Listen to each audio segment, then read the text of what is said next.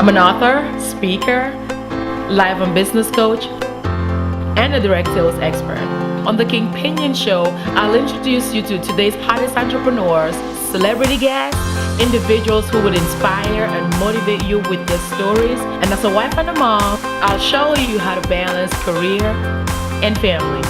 My name is King Pinion, and I'm here to equip, encourage, and empower lives. I was reading an article the other day, couldn't believe it. I was going to save it for tomorrow, but I think I'll talk to you about it today. It's of a man who, I believe, if I'm correct, 15 years before this event, had discovered a shiny little rock along the side of the road. This man opened up on the side of the road a little tiny rock shop as a side income to support his wife and his children. Make $50, $75 here, there, a little here, a little there. Little rock shop on the side of the road. And for 15 years, he kept one special rock, a large, heavy rock, in two places, either under his bed or in his closet. And that rock, this is a true story, remained there for 15 years. And one day, he took that rock to his rock shop, and a man came by, an appraiser. And he offered him a little money for the rock, and he said, well, why do you think this rock is so special? And he said, sir, how long have you had this rock? He said, 15 years. He said, where have you kept this rock? He said, either in my closet or in my bed. And he said, sir, this rock that you've had 15 years is one of the largest and rarest blue sapphires in the entire earth, and it is worth $1.52 million. I want to ask you a question. How many in this room have been toying with business ventures that you are satisfied with a here or there, here a little, there a little? When you have in your possession something that could be worth $1.52 million. The problem is we've had it all the time, but we haven't discerned its worth. See, God puts in our disposal everything that we need. The problem is we don't discern it quickly enough. The second problem is that someone who is nominal may come along, and he almost sold that day to pay a $500 light bill, a rock that was worth $1.52 million. Let me ask you, what are you doing with what God has given you? Have you discerned the secret thing that God will use to implode your life and to release your finances? Do you know your personal worth? And do you know the things that He's hidden within you that you have yet to unearth? Throughout the course of this weekend, I want you to take a careful evaluation of what has been placed in your hands but you have yet to tap into. What do you have that is worth far more than what you've ever imagined? What dream did you know that when you were a child it was your dream? But you've let someone talk you out of it. You've let someone belittle your dream. And I'm going to tell you what they'll do with that dream. They'll buy it all day long for $250, turn around and sell that thing, and make $1 million profit because you did not discern its worth. Who are you? You know why I almost didn't write a book? Because no one ever told me I was an author. You know what I was told? Is, Tracy, you're highly brilliant, but you can't spell.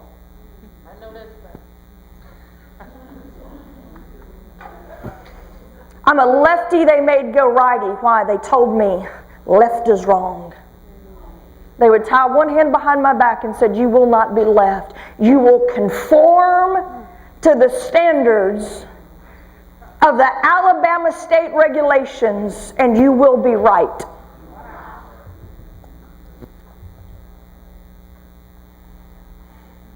Can I spell? No. Because they didn't teach me.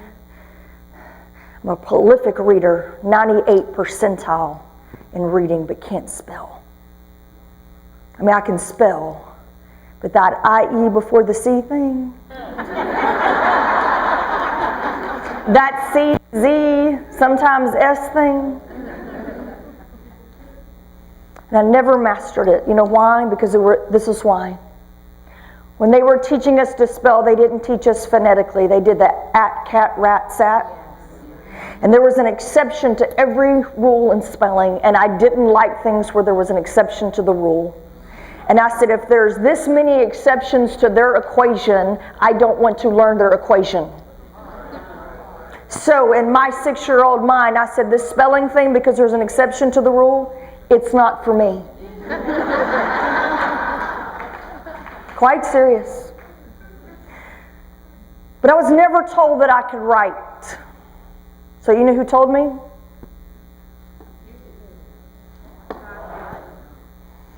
And then I convinced myself that because I could hear from him and he's never wrong. And then I convinced myself that, Tracy, you know, you're not known for writing. You should just self-publish. Ever felt like that? I know I'm all over somebody's business this morning, right here with this. Self-publish. No traditional publisher will take you. You're not a writer. It's amazing when God tells you what you are, what you will believe for. Let me tell you how close I came.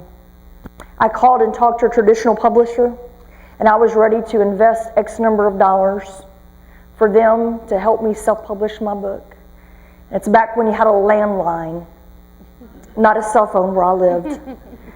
And I tried from 4 to 5 because they gave me till 5 o'clock to make a decision. And every time I dialed that number that entire day, guess what would happen?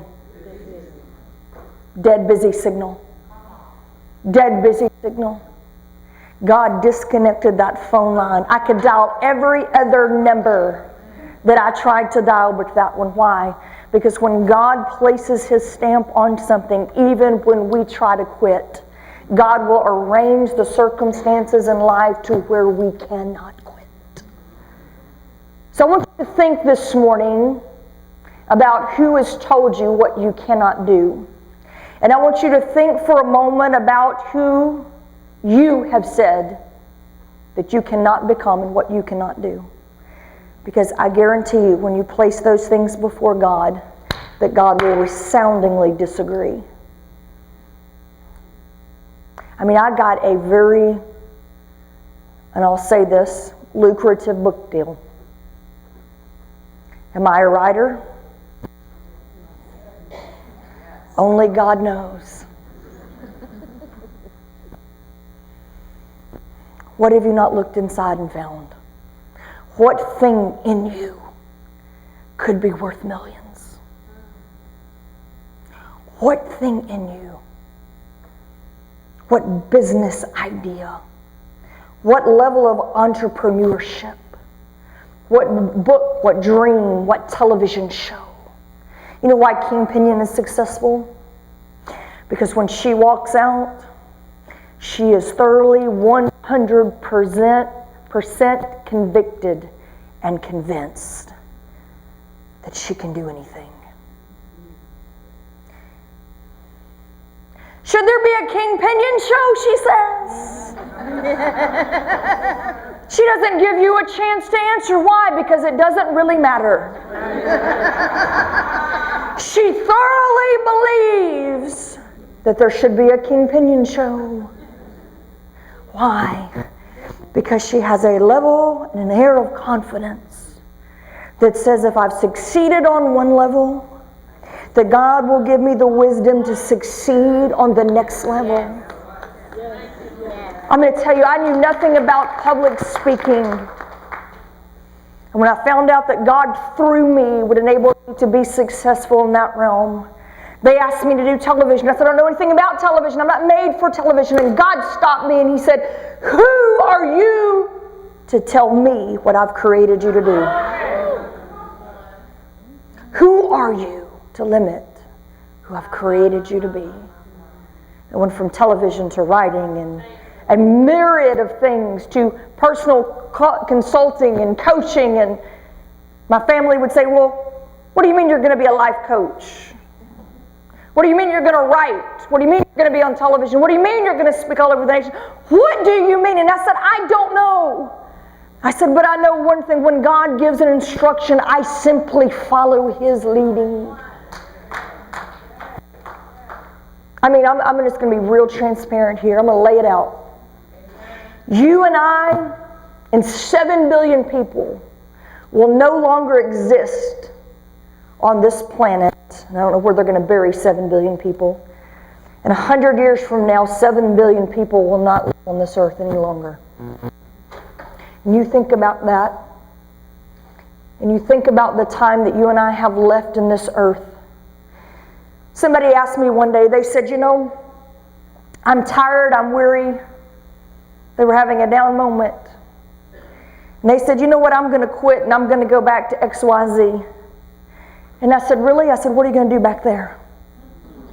I said, really? You think you have the luxury of quitting? Really? What are you going to go back to? What would we go back to? People will buy a lottery ticket.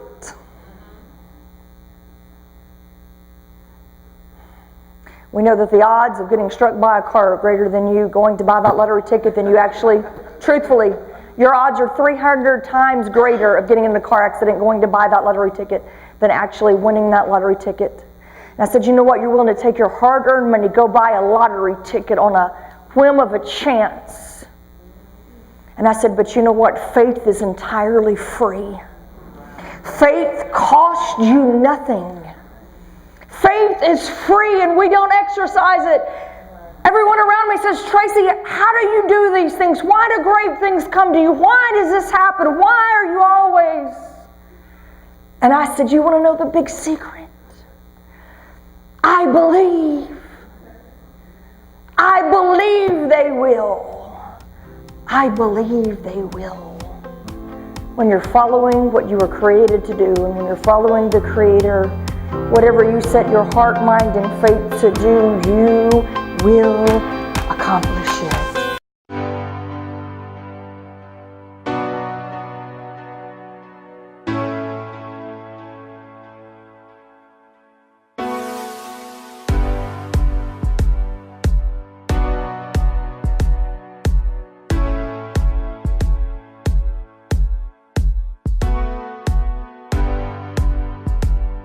Well, it's time for you to ignite your life. Do you feel like you never have enough? Do you feel stuck emotionally, physically, mentally, and spiritually? Do you feel disappointed by your current life circumstances? Are you struggling in or with your relationships? Are you battling with your weight or health? Have you ever wondered what it would feel like to be, do, and have everything that you want in life? At the Ignite Women's Conference, you're going to experience some dynamic teaching from world-class leaders who have mastered their professions. We're going to equip you with some resources and tools necessary to help you grow and change from the inside out. I look forward to meeting you and your friends at the upcoming event. I want to hear from you. Please leave a comment on my website. Again, it's kingpinion.com. Connect with me on Facebook and also follow me on Twitter. Cheers to your success.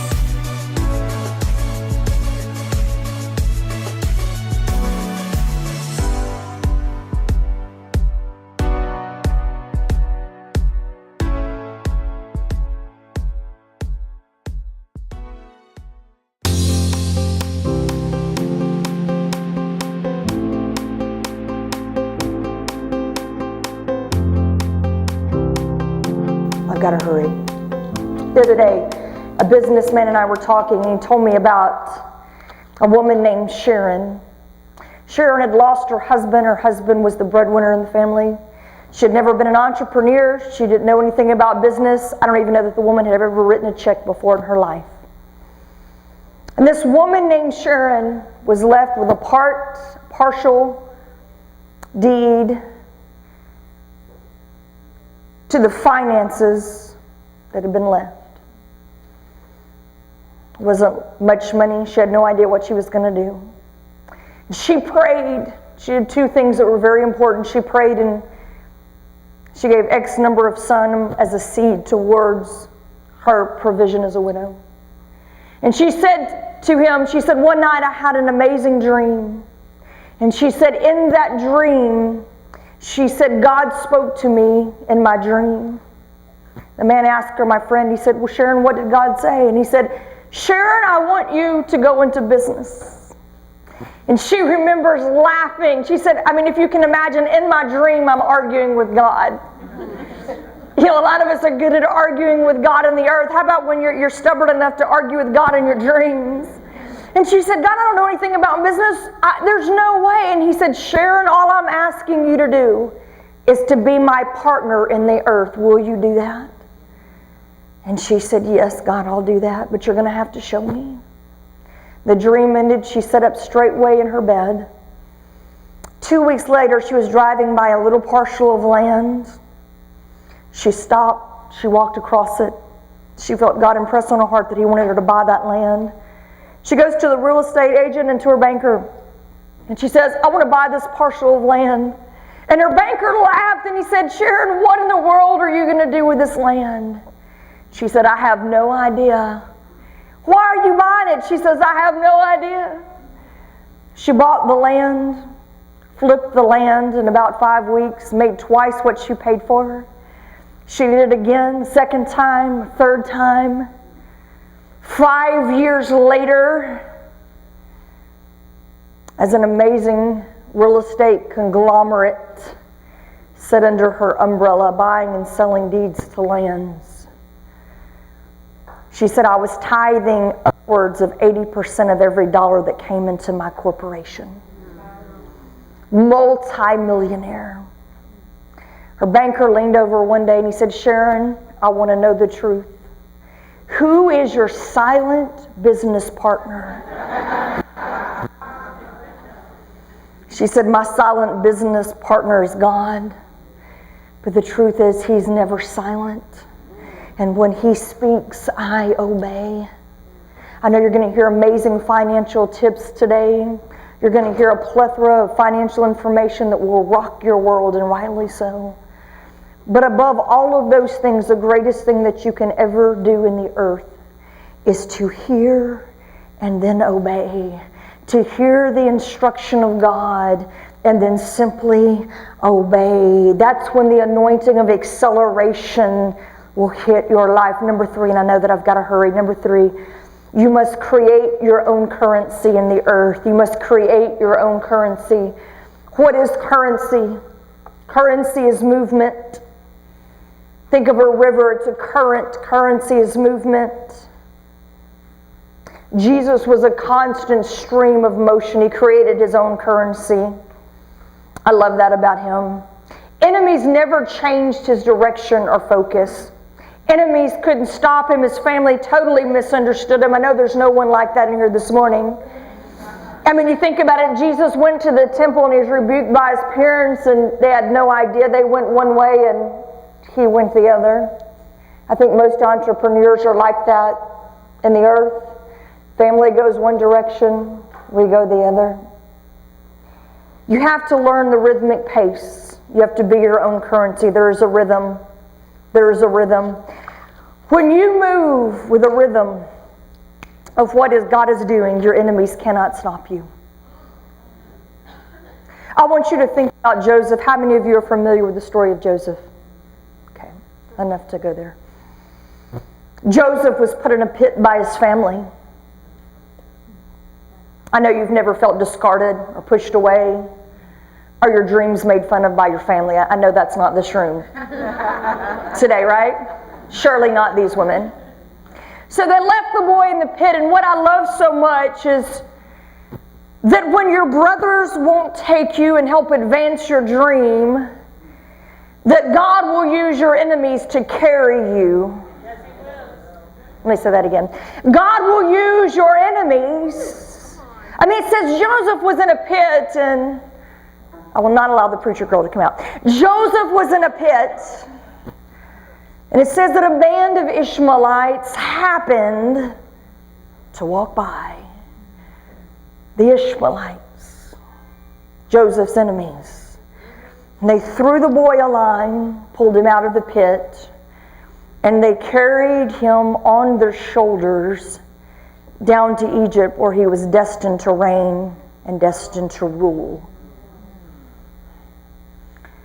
As an encouraging word, sometimes when family doesn't understand you, and when you feel alone and isolated and your dreams not recognized, and you feel in that pit that you will never be able to climb out of, if God has to use your enemies to come by and throw you a line to catapult you to where He wants you, God in His mercy has the power and the person to take you where He wants you to reign. How many minutes do I have? What do I have? I'm good? Okay. The other day I was driving in Dallas, Texas with a group of friends. You're going to love this. One of my friends had flown in from California. I had set up and scheduled could you pour me just a little bit of water? That'd be great. Thank you. You're so sweet. Flown in from California, and I had set up a interview for her in Dallas. And so I was going to a new television studio that we had never been to before. And Wendy, I don't think you were on this trip. You would have loved this. So there were 4 of us in the car. Now, there were 3 blondes. Hello. It's no blonde joke. This is honest to God's truth. There were 4 women in the car, and I tell my husband, I tell him, I'm so glad you were not in this car. 3 of us were blonde, and the 4th, she was nervous, anxious, just flown in from California. And none of us knew where to go. So the amazing thing was, out of 4 women, 3 of us had GPSs. Now, men, how would you like to be in a car with 4 women, 3 of which are blonde, and 3 GPSs all trying to tell you where to go?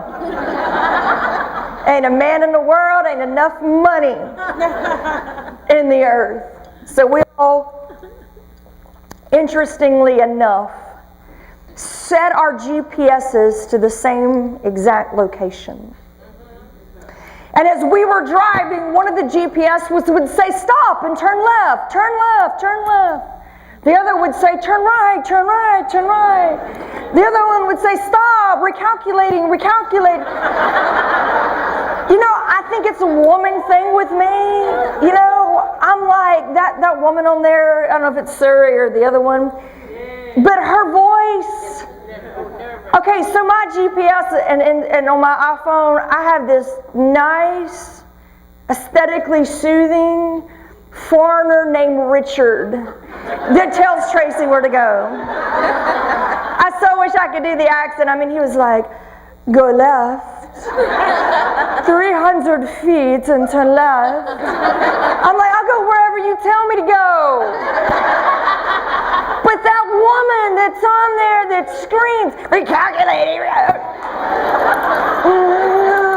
no, not gonna happen. So she's screaming, go right, go left, make a U-turn, turn around, recalculating. Here's the point. Here's what we did not discern. Because some of you are in the exact same place. You network in the same circles. You're in the same carpool, so to speak. You've set your mind to the same exact goal and place. And the problem is, when you have too many people in the exact same environment, insufficient information creates loss, but excessive information creates chaos. Insufficient information creates loss. Excessive, why do we encourage mentors to be, and life coaches to be outside of your circle of pool? Why do we tell you to get 3 or 4 mentors based on different topics, whether wealth, health, spiritual, mind, body, emotion? Why? Because excessive amount of information in the same gene pool, creates chaos 100% of the time. What we had not discerned was that those GPS signals were bouncing off of one another. Those GPS signals were bouncing off of each other. Excessive information was creating chaos. Number 4, and I'll hurry. Number 4, you must safeguard your talents And you could put in there your dreams or your gifts. This is very important. I want you to really listen to this. When God opens a door, if He cannot discourage you from going through that open door, He will send someone unqualified to walk through that door with you. Let's say it again. If He cannot discourage you, He will send someone unqualified to walk through that door with you. There are places that your dream right now is taking you to that it will cause a separation in previous relationships. Because the further you go in advancing your dream, the more the character and the motives of those around you will be revealed. Remember, everyone in your life will fall under one of two categories, and I tweeted this the other day. If you're not following me on Twitter and you want to, it's Tracy Mitchell 1, TRACEY, infomercial. Tracy Mitchell 1. And I tweeted that every person in your life, now I don't want you to digress and go on a rabbit trail thinking. You can go home and list everyone in your life and then make the evaluation. But everyone in your life will fall under one or two categories. They are either sent to advance you or they're sent to delay you. There's no in between.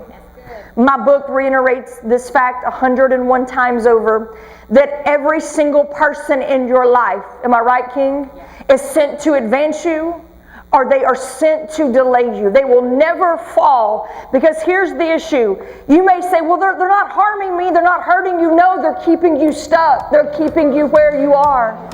If they're not advancing your life, they are delaying you by stagnating and keeping you in a place that God wants to advance you beyond. The world can be compared to a jungle. There's always something new around the next bend or some unexpected surprise getting ready to fall on you from a tree.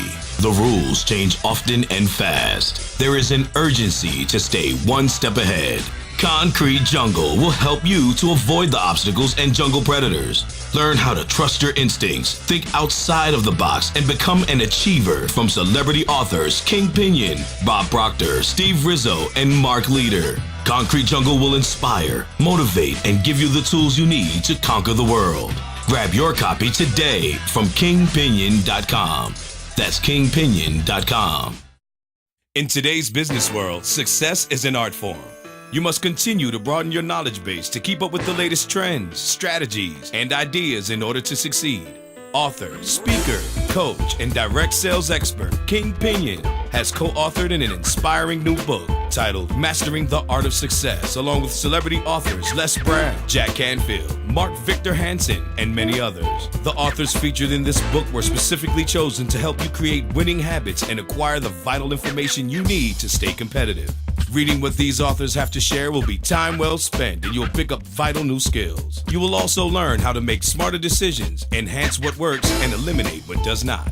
Each chapter in Mastering the Art of Success is like a mini coaching session that will help you achieve your personal and organizational goals. Remember, you are the author of your life. You have the power to unlock your potential, and Mastering the Art of Success will show you how. For more information and to order your copy of Mastering the Art of Success, please visit kingpinion.com. That's kingpinion.com.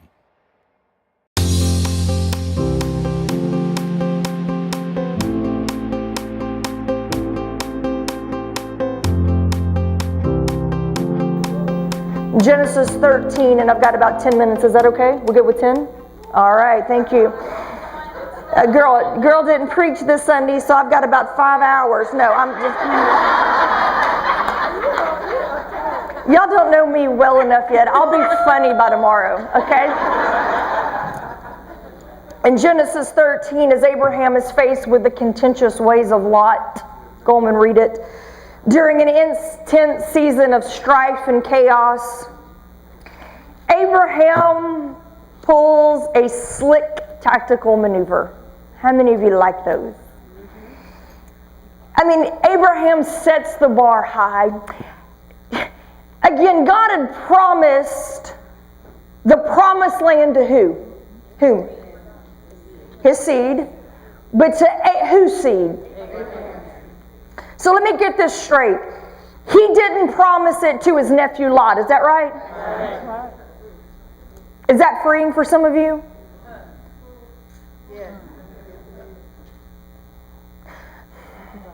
So what God has for you, who is it really for? And your. So it's not for somebody else's seed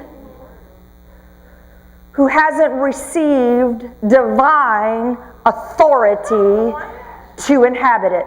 Is that correct? Okay. So it says as Abraham goes to possess the place, that strife breaks out between and betwixt he and Lot. When you're in a season of strife over what God has promised you, how many of you would like to know what to do? Abraham pulls a slick one. He does the unthinkable. And he steps back. He said, Lot, you're such a genius. He's like, I'm going to tell you what. He's like, I'm going to let you go first. When you don't know what to do with your enemy, let them go first. Why? Because they're not wise enough to choose the right thing. So Abraham steps back. He said, you know what, buddy? You're smart, you're young, you're impetuous. You think you're a genius? You go first.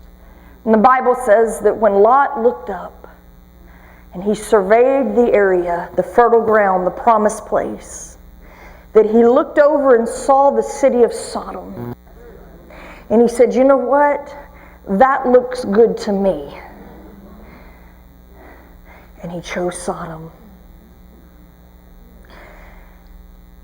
Those who try to steal what God has for you will never be wise enough to possess what belongs to you. They're incapable of making. Why? Because the wisdom for that is not upon their life. So don't worry about them stealing it. Even if they steal it, they can't keep it. Why? Because they don't have the wisdom to maintain what has not been rightfully appropriated to them. I know my time is up. My time is up. My time is up. My time is up. The time is up. Number five. I can't. I don't disobey authority. So I don't. Number 5 would be you must seize your opportunity, but I'm going to close with one thing. We'll cover that tomorrow. I'm going to give her my binder to prove that I'm closing. One last story, 6 minutes. Okay. He's telling me to wrap it up, so I'm going to be obedient. I'm good with that. You must seize your opportunity. S-E-I-Z-E. Speller. S-E-I-Z-E. Is that right? I'm going to do a cheer tonight. S-E-I-Z-E. My DJ is going to have something for that tonight, right? S-E-I-Z-E. All right. See, God can teach you to spell. Y'all want to hear the most incredible story of my life? For real? One of? All right. It's going to help somebody right here. I love this. This is my golden story right here. It's true, 100%. How many of you in this room, I just want brutal honesty because I'm about to be. How many of you in this room have had something that you have struggled, you believe it's a God dream? And I'll tell you from my life, there was a point in Apex where I had prayed, I had fasted, I had sown every dollar that I had cried, I had fought battles, I had fought contentious people, I had been falsely accused, I had been through this dream had cost me everything. I prayed till I couldn't pray anymore. I confessed it, I claimed it, I believed it, I sowed for it. I gave everything for that dream. And there was a time in my life where I thought that the hardest thing in my life would be to believe God, but it wasn't. Because when you grow up poor, or in abject poverty, it's a nice way of saying poor, in abject poverty, you don't really have trouble believing God for XYZ. Because there were only 2 alternatives. You had a great work ethic, and you got it, or you believed God for it, because stealing wasn't in the equation. So you worked hard and believed God. So there was a point in my life to where I had believed God to the maximum. There was nothing else to expunge, to take out. And I thought that was the hardest thing ever, was to hang on to that dream and to fight for that dream and to believe for that dream. But something more difficult happened that day. And I got a call, and I was living in Arkansas, and they asked me to come to Dallas, Texas to meet with a media group that had flown in from California. And that day, as I stood there, they offered me the contract of a lifetime. It was almost $10 million. They said, we want to produce all of your television shows. We want to hire a ghostwriter for you. We will in-house all of your inbox calls. We will do everything. We will buy airtime for you. This contract is worth almost $10 million. And they held the contract out. And they took and they held a pen, and smiling in my face. And see, when you've battled rejection, you know what your enemy does? Tells you everything you want to hear. Yeah. Tracy, we believe in you. We know you're different. We see what makes you successful. You're going to make us a lot of money. We believe in you. We know you're the real deal. You're what we've been looking for. And when you've been rejected and hurt and misunderstood, and they're smiling, and you've been believing your whole life, and they're smiling and you're smiling, and they're putting a pen in your hand, and King, as God is my witness, I was smiling back. I'm reaching for that pen. God didn't say audibly, but He might as well have. He said a little more loudly and clearly than I've ever heard His voice speak before. He said, Tracy, He said, if you sign that, I never will forget these words. He said, at some point, He will cost you a measure of your dream and your anointing. And you know what I said to God? I said, no, it won't. I mean, they're smiling, waiting on me too. And I said, God, in my mind, I said, you know I'm not like them. You know I'm different. I'm going to be the shining light in their darkened world. This is what we worked for, God. This is what we believed for, God. This is what we've sacrificed, God. This is what... I said, what part of this are you not understanding? So don't recommend that part. Twice, same words. Tracy, if you sign this, at some point it will cost you a measure of your anointing in your dream. I took it back. I said, third time, I said, I'll call you on Monday. Call you on Monday. Had 5-hour either flight or drive back home with hot tears, and I'm not a crier, of anger and frustration. I said these words. I said, God, why? I said, God, it's not fair. I don't recommend saying those words either. I said, but God, you let so and so. But God, they're getting too. And this is what He said. He said, do you trust me? Rubber meets road. This is where what you really believe to be true about the God you serve in your dream. Do you trust me? And I said, God, I trust you. And in that moment, I realized that God will never ask you to walk away from a person, a place, a dream, or a $10 million contract today if there's not something exponentially greater in your future.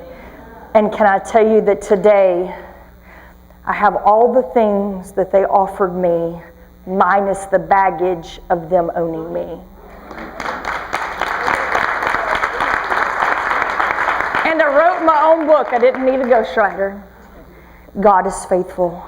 Stand up with me if you will. We're going to transition here. King, thank you for your time, your patience. I pray that you receive something.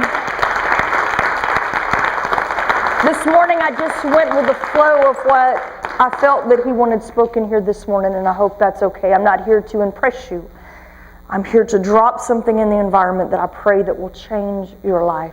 Today, again, if you know about our book, it's at the back table. If you'd like it, we'll be signing the remainder. I think we have a box and a half left. Make sure that you get that. King, if you'll come up with me. This woman is absolutely amazing. I know powerful women. I know women of great prestige. You know, one thing that I like about her that makes her different is that she is not only extraordinary on so many levels, but she's genuinely just an authentic person who radiates from the inside out. When I'm around her, I don't feel any ill motives. I have complete trust in her. I have complete trust in her. Very few do I trust. I mean, you've been stabbed in the back enough to know you see the knife coming. Hello? This woman I trust. There's something about her that you can have those unguarded moments with.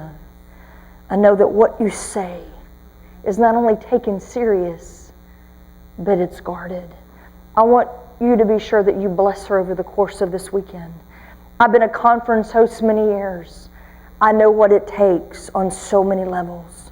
I know the money, the time, the labor, the energy, the mental strain, the cute outfits that you have to put together to be queen of your event. And so I want you to love on her. I want you to write her cards. I want you to thank her profusely for what she has done to create this environment this weekend. Will you do that for me? Thank you so much for having me, King.